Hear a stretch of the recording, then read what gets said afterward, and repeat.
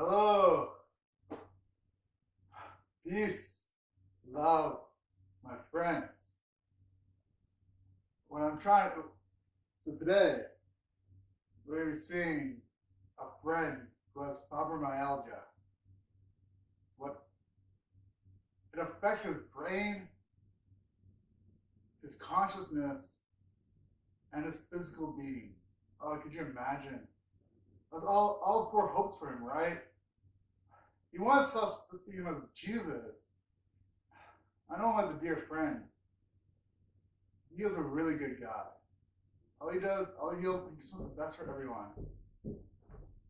So let's carry on with today, and let's watch this video. Thank you, praises.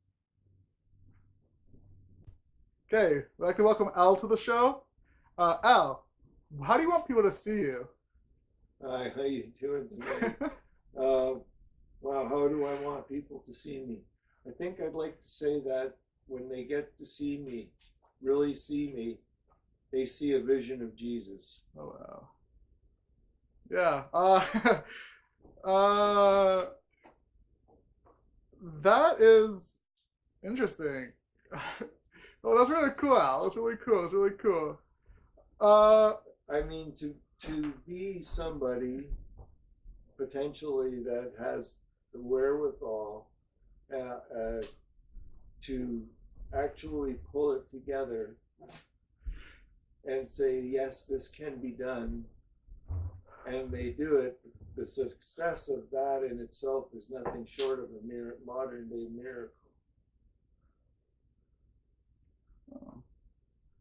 So, Al, how do you see yourself, Al? How do I see myself?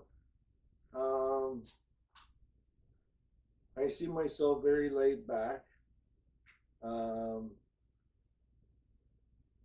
think the medication that I'm on now has actually brought my pain down. It's very, very low. So I'm not suffering with pain. I'm not suffering with heat strokes, where all of a sudden I break out in a hot sweat or anything like that. Like I'm running much more level, on a level keel. Oh, that's so cool. What is fibromyalgia to you? To me, it's a disease of the central nervous system, which then triggers all kinds of brain dysfunction that goes along with it. So depression falls into that category, and quite deep depression, actually. Anxiety, just, you have to go to Jim's place, and you love Jim and everything else, and just as you get to go in the car, you just turn around and you go, no, I'm not going to go over to Jim's house. Because if Jim knew who I really was, he wouldn't like me. Does that make any sense? What do you do on a daily basis? On a daily basis, like what my routine is? Yeah. Okay, well, we get up in the morning and have coffee. And then we'll check our devices, and we'll see if there's any urgent emails or anything that has to be looked after. And then after that, we'll put on the TV, get the weather report, and see what's going on, if it's bad outside or whatever, and then have breakfast. So just living like everybody else, doing the same things. And at least being able to function at a level that's as close to normal as possible without having to use more medication. Yeah. Because I'm on 14 pills a day right now for fibromyalgia. Do you have any wise words for the world? Wise words for the world. Wow. I think that the countries of the world need to get their collective shit together and look at what is actually really happening in the world and turn around and fix it, because they have the capability to do it. And they have the capability to still lower taxes, much, much lower taxes, less government. We've built this humongous bureaucracy and special interest groups that constantly actually make the turnout of elections and stuff like that. So it's all about money. And our system hasn't changed anything in the last 20 years. It's the same way as the US runs theirs. It's very similar in a manner. So the only thing is we can't vote for our president, because we can't vote for our prime minister. We have to vote for our elected official in our area. So that's a bizarre thing in itself. So you have to know exactly what name to put on the bill when you sign the vote. And that's another thing. It's important to vote. That was hilarious. I know this is going to be edited. I thought you played that on the piano over there. I was starting to laugh. I was going, that's really cool. How are you doing that? And I went on piano. An informed voter. So that means you have to know what your party line wants to do. And if they want to do too much, and it's going to cost more tax dollars, do you want to vote for a government like that? Or do you have a choice? If the other guy says, look, it will lower it by 10%, then all of a sudden you see $1,000 a month more in your earnings. $1,000 a month more.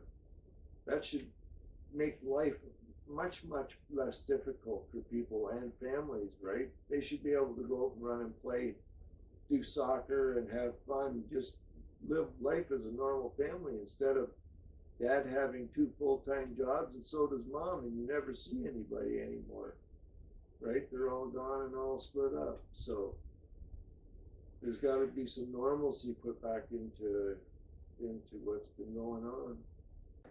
Do you want to talk about your supports? Importance of family and friends, sure. Okay, you want to kind of put a question? How does family and friends help you in your struggle with mental illness? Oh gosh, family for sure. Rhonda is an absolute dream of a woman. She repeats stuff to me over and over and over again.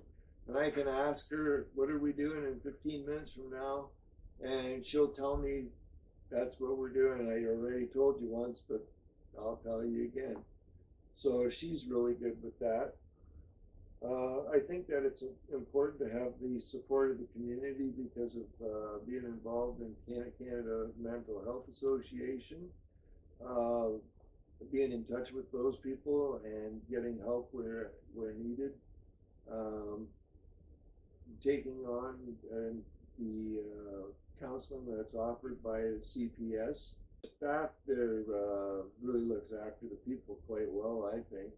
I think the counselors are good. I think that the programs that they offered, CBT, so cognitive behavioral therapy, we did a couple of weeks on that. We did a couple of weeks on meditation, and that was really cool. The help that I received at CPS was really good because we worked on cognitive behavioral therapy.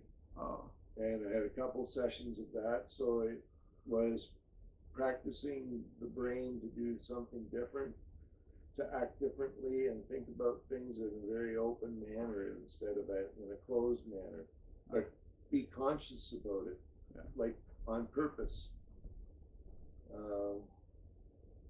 It'd be like saying, you know what, if I gotta try and taste this tea, I have to drink this tea. So the tea has to be drank then, right? So it's do what you say what you do, and do it. You like that? You know, if I could get rid of this fibromyalgia, I'd like to get rid of it because it would put me back in a place where I definitely was a lot more fun to be around. That's 100% without doubt, isn't it, honey? Yeah, it was definitely different. Oh, you're super fun to We be just around. have fun in a different way now, that's all. Yeah, no, exactly. Yeah, no, this illness is taking things away from us. Real life stuff. And, you know, we've ridden the wave that we were given. You know, it wasn't wasn't very nice at the end of the ride, right? Because the end of the ride meant going to the hospital and having to go and get well. And I guess at that point I knew that I was teachable once again. Same as when I was first time I got sober, I became teachable. I did things a different way, not Al's way all the time, but somebody else's way. And guess what? Life could be good if you did a few things just a little bit differently. And sometimes that little difference is enough to make a positive influence instead of a negative influence. So I think that that for me is about common sense, right? Sure. So, Yeah. yeah. You speak about positivity. Yeah. Okay, positivity is catching. Yeah. It really is. If I want to go full rah rah rah boom boom ha ha, are you guys with me? I'll get you cheering. And that's a really phenomenal thing to be able to have happen. To have people actually cheer at you. You have experienced this as an actor, Yeah. right? So the applause and the attention that you get from the audience at that point is the coolest thing ever. If you got paid for it in between, great, but it's the acting, right? Yeah. Which is that's what life is all about. It's about acting as normal as you can and getting through your day. You know, I think it's really important.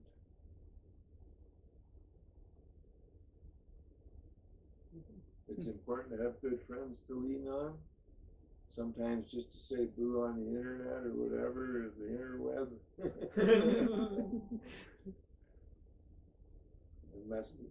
Do a message on Messenger or something like that to keep up with what's going on. So I think this is a really cool idea, by the way, Raph, what you're doing here. I think it's going to be a neat thing. I'd like to see, like I said, with the end production, I think it's going to look really cool. Awesome. Thank you. Yeah, so hopefully I stayed up enough for you. I don't know if I did or not. I think so. It was pretty good. You had some really good points. Cool. I think that's probably it. Speaking of lots of guitars, would you like to explain that? A very long time ago, not that long ago, music was a threshold of our lives. That's how we met, sort of, and got really to know each other on a mutual basis, was because we had Rhonda sing a track in the song that me and this guy Mike were playing. And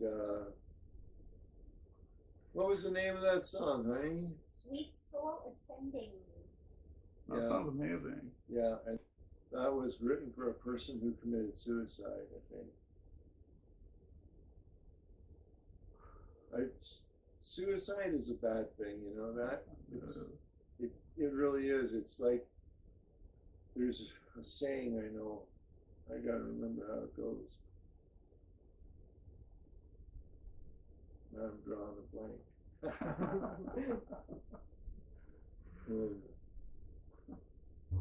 See, just laugh about it. It's not important, right? Yeah, it's not important at all. That's important for people to understand. Do you think it's important for people to understand that, like, suicide prevention is important and those services are important? Absolutely. There's not enough. No. There's not enough support. There's not enough real support. The way the medical system is set up here, they're very handcuffed. That's horrible. The doctors can only do things one way, and so they only do it one way. And that's because they're in a union and they've got issues going on with management right now. And they always have had, they've had ever since they got a union. I mean, man, who wants to work a 12-hour shift? Really? Yeah. All the time. All the time, 12-hour shift and then rotating shift and then on and off and on and off and off and on and pretty crazy hours. It makes a person pretty messed up. It would mess me up. Yeah. In the video. Yeah, that's Ron the Spender. Oh, nice. Oh yeah, I see them in the videos. Yeah, My Fender and then my classical is against that wall. yeah. The And then that's Petrie Al's over here. Washburn. Oh wow. I have a Washburn. Okay, I think we're done.